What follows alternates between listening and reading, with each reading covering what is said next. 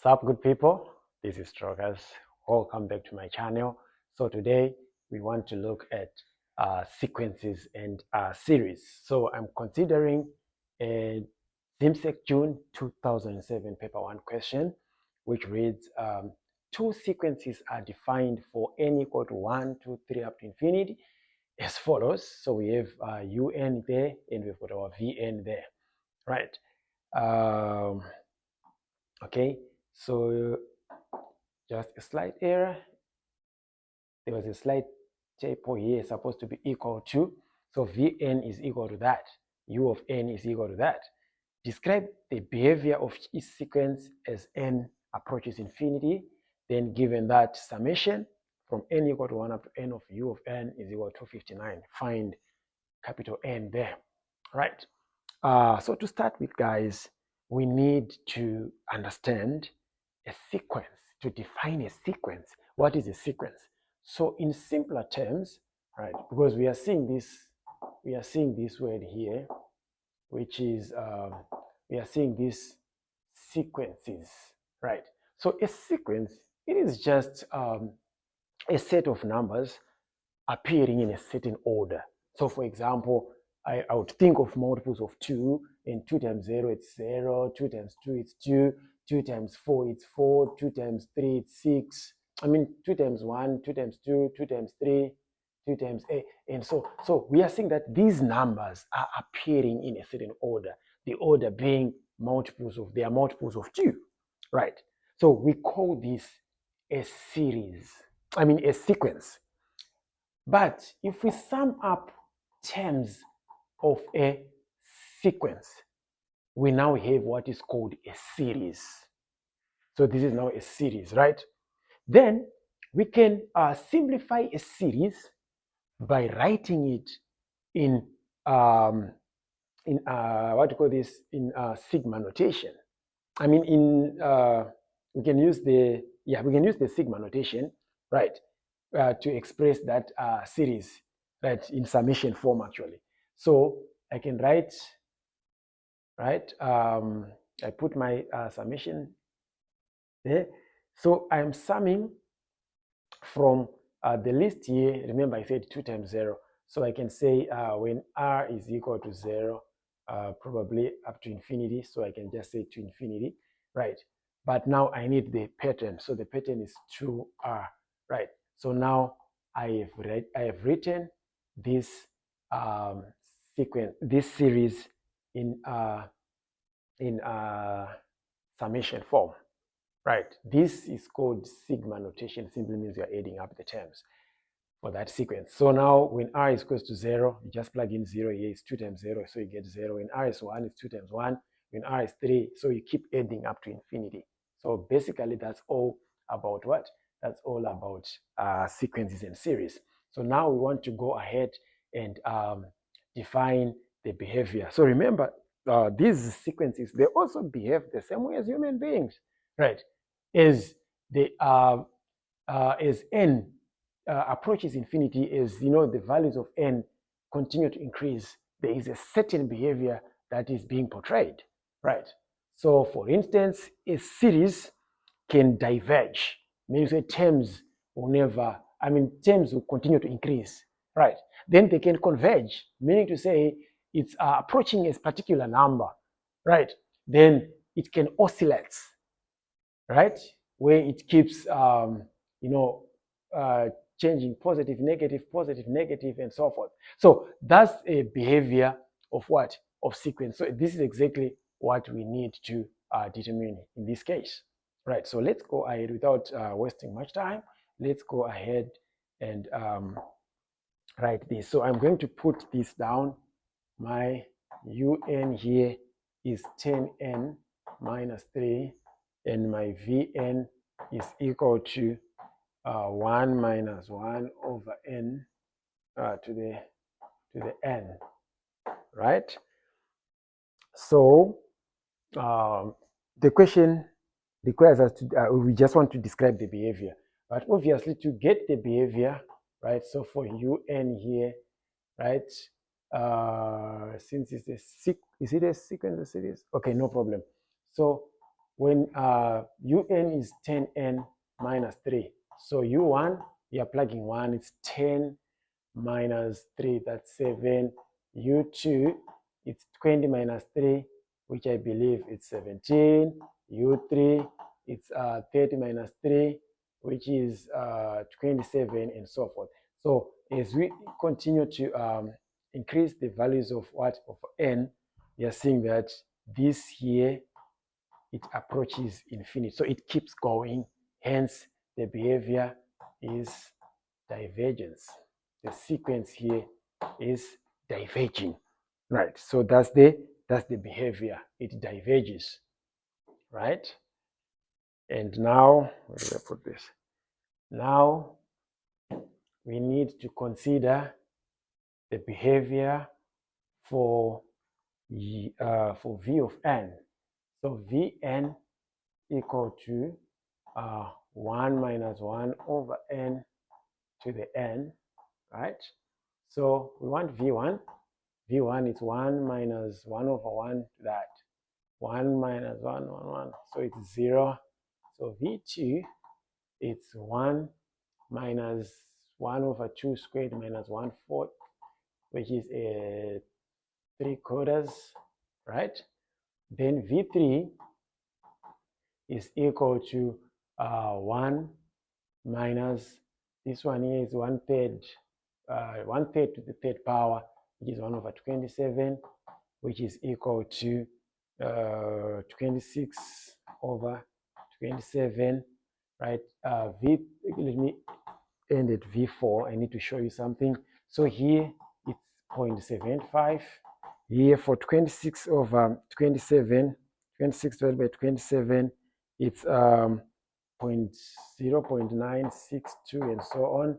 Then when it's 1 over 4, so we are saying 1 minus 1 over 4 to the fourth power. 4 to the fourth power, what is it?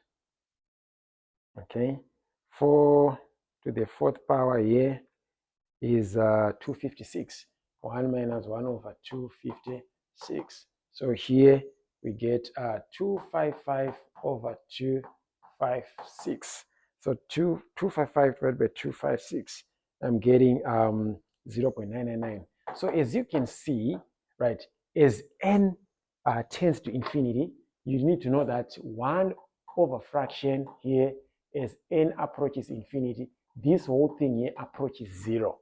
Right. So when this part approaches 0, we remain with 1. Hence, here, as we approach infinity, the whole sequence here is approaching 1. Right. So we call it a convergent sequence. So that's convergent, comma, converging, or we can just say it's converging to 1. So that's a convergent sequence where all values are approaching 1. So that's the behavior for that sequence, right? Okay. So now we need now to evaluate this. So we are given some summation. Okay. So we are given summation from n equal to 1 to capital N of un equal to 259. All right, so guys, there are certain rules that we need to know.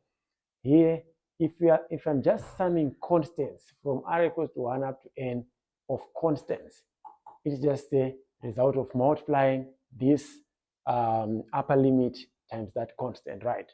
For example, if I'm summing ones, I'm just summing from 1 to 10. I'm summing ones here. It's just 1 plus 1 plus 1, and we are doing it 10 times, which is just 1 times 10, right? And I need this. When we sum from r equal to 1, if you sum the natural numbers from 1 up to n, the result is the same as saying n over 2 of n plus 1. So we don't worry. In this case, we don't need summation for natural number, for the square of first natural numbers. So for the square, we don't need the summation of squares of the natural number, so don't worry about that. Okay, so that being said, we need now to simplify that. So for this problem, remember, I don't need this.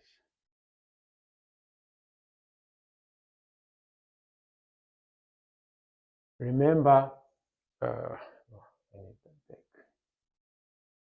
All right. So remember, my UN here,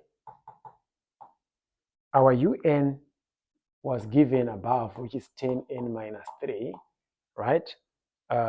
We are told that it's equal to 259. So now let's evaluate that. This is the same as saying you can take out the 10, summation n equal to 1 up to n of n minus summation n equal to 1 n of what? 3 is equal to 259. And we know that when you put our 10 here, this was n over 2 of n plus 1, right? Then minus, here you just take the product, equal to 259. So this and that cancels out, it becomes 5. So I have 5n squared plus 5n minus 3n equal to 259, right? Then it is 5n squared plus 2n equal to 259. So we want to solve that equation. So you can use the formula or you can complete the square. So let me go ahead and complete the square. By completing the square there, I'm going to divide everything by 5. So it's going to be n squared plus 2 over 5 of n equal to 259. So I'm going to add half coefficient of b here, which is half of that is 1 over 5. So it becomes n plus 1 over 5 squared equal to 259 plus 1 over 5 squared. So n plus 1 over 5 squared equal to the right hand side simplifies to, if I say 259 plus 259 plus 1 over 5 plus 1 over 5 squared here. Okay, this simplifies to 6451 over 25. So I will consider this. So n plus 1 over 5 equal to the square root of 6451 over 25. So n equal to negative 1 over 5 plus or minus. So when I take the square root, what am I getting here? So square root of that. So square root of 64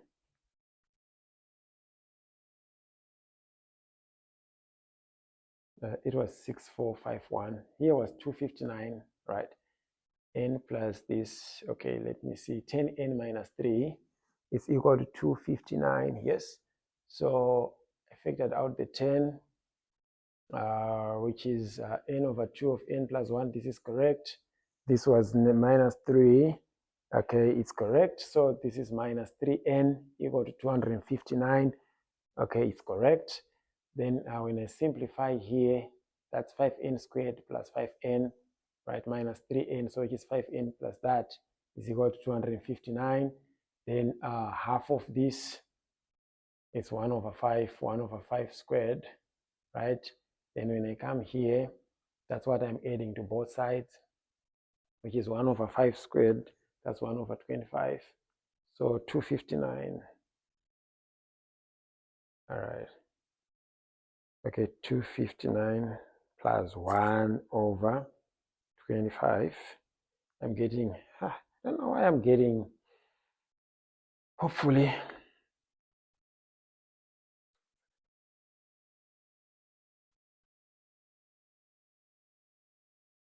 Okay. Square root of 6476. Ew, that's not it.